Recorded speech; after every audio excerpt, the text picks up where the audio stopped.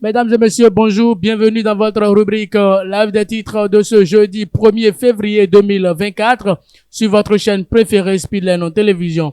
C'est l'événement du jour qui ouvre le bal de ce numéro à la une. Aide socio-culturelle en République du Bénin. Le gouvernement crée 4 agences de sauvegarde de la culture. Des détails à la page 3 de ce quotidien, on lit ceci. 4 agences de sauvegarde de la culture dans les aires socio-culturelles viennent d'être créées dans le secteur de la culture. Il s'agit notamment de l'agence de sauvegarde de la culture Adjatado, de l'agence de sauvegarde de la culture Yoruba, de l'agence de sauvegarde de la culture du Grand Borgou et de l'agence de sauvegarde de la culture des montagnes. La décision a été prise lors du Conseil des ministres du mercredi 31 janvier 2024, informe le quotidien. Restons toujours avec le même quotidien pour lire désengagement des prisons, les travaux d'intérêt général désormais en vigueur au Bénin. Les détails sont à lire à la page 3 de ce quotidien.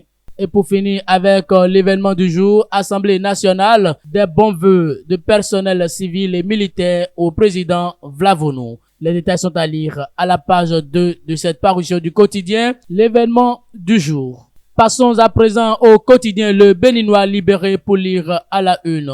Revue au 31 décembre du plan de travail annuel gestion 2023 au MDC. Le MDC enregistre une bonne performance.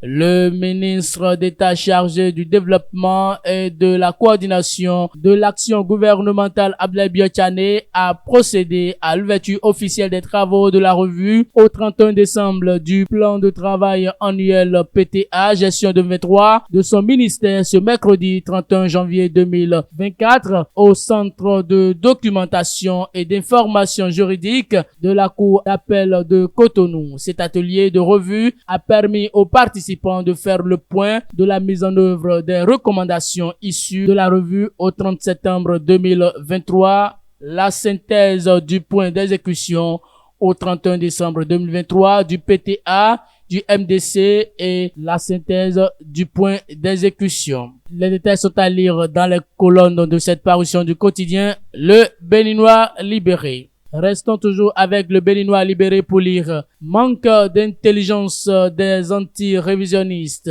Voilà pourquoi il faut réviser pour être sûr du départ de Talon en 2026. Il y a une erreur de syntaxe qui peut être utilisée à tout moment pour un troisième mandat, écrit le quotidien Le Béninois libéré dans ses colonnes du jour. Et pour finir avec ce quotidien, rencontre avec le président Talon, la FCBE dévoile les points clés. Mesdames et messieurs, et c'est tout pour ce numéro de votre rubrique. La revue des titres de ce jeudi 1er février 2024 sur votre chaîne préférée Speedline Télévision. Merci pour votre fidélité, écoute et attention. Passez une très bonne journée.